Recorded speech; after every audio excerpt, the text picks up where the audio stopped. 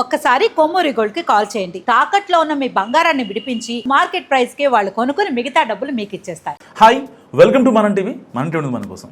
Cinema రంగానికి రాజకీయాలతో దగ్గర సంబంధం ఉంటుంది. సినీ రంగంలో సుపరిచితులైన వారు చాలామంది రాజకీయ పార్టీలను ఏర్పాటు చేసి సక్సెస్ అయ్యారు. తెలుగు నాట నందమూరి తారక రామారావు, పవన్ కళ్యాణ్ ఈ కోవలోకి వస్తారు. సో మెగాస్టార్ చిరంజీవి రాజకీయాల్లోకి వచ్చినట్టే వచ్చి మళ్ళీ సినిమా రంగంలోకి వెళ్ళిపోయారు. అయితే ఇప్పుడున్న పరిస్థితుల్లో రాజకీయాల్లోకి వచ్చే పరిస్థితి సినిమా రంగం నుంచి ఎవరై ఉంటారనే చర్చ నడుస్తుంది. అయితే గత కొద్ది రోజులుగా జూనియర్ ఎన్టీఆర్పై ప్రచారం గట్టిగా సాగుతుంది. తమిళనాడులో విజయ్ మాదిరిగా ఏపీలో జూనియర్ ఎన్టీఆర్ రాబోతున్నారని టాక్ నడిచింది సోషల్ మీడియా వరకు.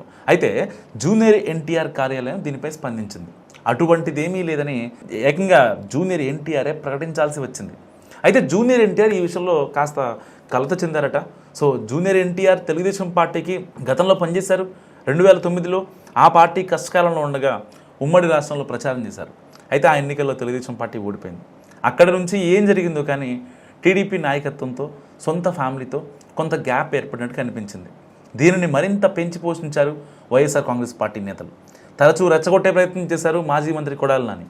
పదే పదే జూనియర్ ఎన్టీఆర్ను తొక్కేశారంటూ సంబోధించారు. తెలుగుదేశం పార్టీ నందమూరి తారక రామారావుది అని దానికి వారసుడు జూనియర్ ఎన్టీఆర్ అన్నట్టు మాట్లాడారు. వైసీపీలో ఉంటూ తెలుగుదేశం పార్టీ గురించి మాట్లాడుతూ ఆ పార్టీ నాయకత్వాన్ని ఇరకాటంలో పెట్టే ప్రయత్నం చేశారు. తెలుగుదేశం పార్టీ నుంచి గెలిచి వైఎస్ఆర్ కాంగ్రెస్ పార్టీలోకి ఫిరాయించారు వల్లభనేని వంశీమోహన్. ఆయన సైతం జూనియర్ ఎన్టీఆర్ మనిషిగా ముద్రపడ్డారు. జూనియర్ ఎన్టీఆర్ చుట్టూనే రాజకీయ ప్రకటనలు చేసేవారు. సహజంగానే టీడీపీ నాయకత్వంతో జూనియర్ ఎన్టీఆర్ గ్యాప్ మరింత పెరిగేందుకు ఈ ఇద్దరు నేతలు కారణమయ్యారు. అయితే వైఎస్ఆర్ కాంగ్రెస్ పార్టీలో పనిచేస్తూ తెలుగుదేశం పార్టీ నాయకత్వాన్ని టార్గెట్ చేసుకునేవారు. ఈ క్రమంలో జూనియర్ ఎన్టీఆర్ పేరును తెరపైకి తెస్తూ వారిద్దరూ చేసిన రాజకీయం నిజంగా అంతా ఇంత కాదు. ఒకానొక దశలో జూనియర్ ఎన్టీఆర్ జగన్మోహన్ రెడ్డికి స్నేహితుడు అనేంత రేంజ్లో ప్రచారం చేశారు. సహజంగానే అప్పటి వరకు జూనియర్ ఎన్టీఆర్పై గౌరవభావంతో ఉన్న టీడీపీ కార్యకర్తలు ఈ చర్యలతో ఆయనపై ఉన్న గౌరవాన్ని, అభిమానాన్ని వదులుకున్నారు. జూనియర్ ఎన్టీఆర్ తెలుగుదేశం పార్టీలోకి వస్తే ఆహ్వానిస్తామని ఆ పార్టీ వర్కింగ్ ప్రెసిడెంట్ లోకేష్ ప్రకటించారు. కలిసి పనిచేసేందుకు సిద్ధంగా ఉన్నట్లు కూడా సంకేతాలు పంపించారు.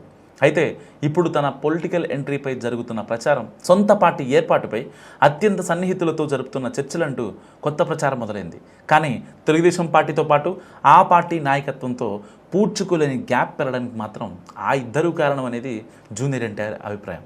అందుకే వారికి స్ట్రాంగ్ వార్నింగ్ ఇచ్చినట్లుగా ప్రచారం జరుగుతుంది. ఇక నుంచి మీ రాజకీయాల కోసం నా పేరు వాడవద్దంటూ గట్టి హెచ్చరికలు పంపినట్టు కూడా టాక్ నడుస్తుంది. మరి అందులో ఎంత వాస్తవమో చూడాలి.